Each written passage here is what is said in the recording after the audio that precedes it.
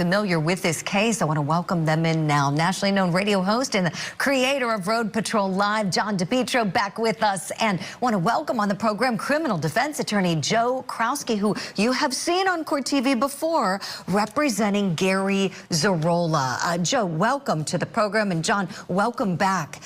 Could we start, please, with the public sentiment with this case in Boston? You both being in that area, really hearing the talk about it. John, may I start with you, please? What are people saying about this case?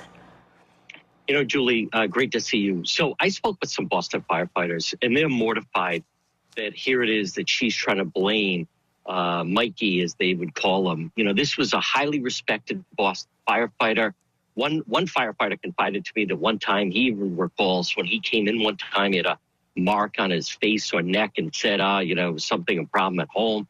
And so, there's a feeling of now that he is deceased, that she's essentially trying to throw him under the bus and try to make it that there was, you know, more to it with him. He was the unstable one. This was someone, Julie, 23 years Boston firefighter, highly regarded, highly respected, the go-to type of guy. There's just real anger that in the midst of this, that she is suddenly, it seems pretty clear what we think happened, but to try to make it seem that he was this type of unstable individual. You know, firefighters, they're very, very tight. They consider themselves family. This is a brother of theirs. They're highly, highly emotional, upset that she is now trying to portray him as someone that was mentally unstable. I'm sure this has really shaken the firefighter community, John. All really great information you're sharing. And I want to hone in on one particular thing you said about one of his colleagues noticing a mark on his body on a prior date. Joe, let me go to you on this, please. If John's hearing about this, you know, doing the great reporting work that he does, I would hope that these prosecutors are going down this road and seeing what they can find out. Would you talk to us, please, what we can expect regarding any prior instances of abuse that may have occurred? Sure. So the government in this case, represented by Assistant District Attorney Jeremy Kuzman, did file a pretrial motion seeking to introduce into evidence prior bad acts to show a hostile relationship, which is, of course, admissible in courts in Massachusetts. This courthouse happens to be my home court. It's about 500 feet from my office. Judge Frenier, a very, very thoughtful, smart judge with a lot of fortitude, calls it right down the middle, did allow the motion in part. So we can expect that the jury is going to hear past instances of acrimony and perhaps violence attributed to the defendant.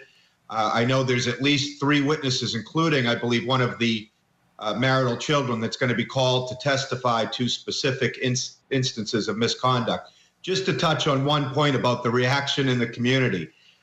These just aren't ordinary times. In ordinary times, this would have been all that we've been talking about, especially when it involves the death of a first responder. But we're still shaking off the Karen Reed fallout up here in Massachusetts, and it's still dominating the media.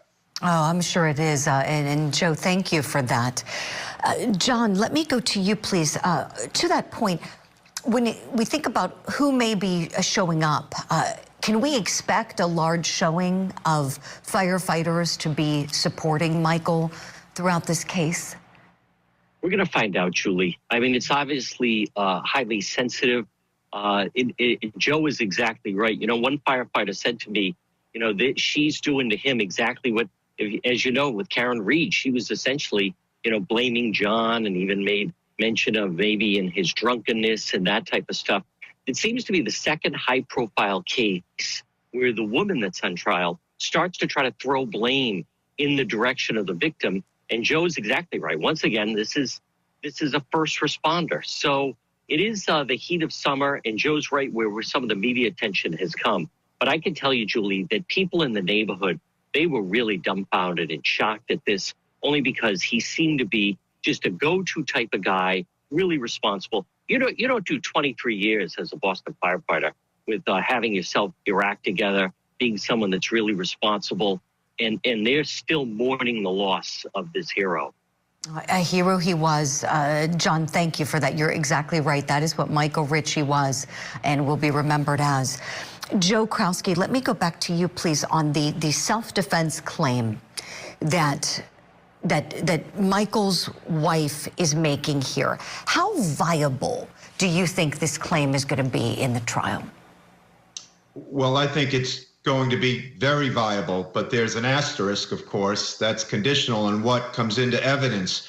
A lot of the materials that were sought by the defense are under a protective order because there's privacy interests.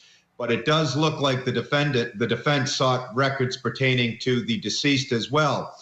You know, we recognize the battered woman syndrome in Massachusetts, which means that an ordinary person might not believe that they are in fear of imminent harm or death, but a person in a situation, in a relationship that's experienced abuse might. And I'm not discounting what John said at all, but unless you live within the four walls of a home, you really don't know.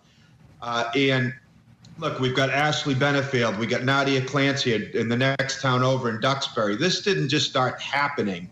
There's really a psychology behind it. And I noticed from the docket sheet that the defense is calling at least 2 psychiatric experts on behalf of their client. Oh boy, this is a great preview you're giving us, Joe. As a matter of fact, one of our other court TV trials that recently wrapped up had that component you were just talking about, the battered spouse syndrome in this defendant in that case. I know all cases are different. The facts aren't exactly alike, certainly not, but she was acquitted. We'll have to leave this one there for now in terms of discussion, the case against defendant Christine Ritchie, but it's been wonderful talking with you both. I hope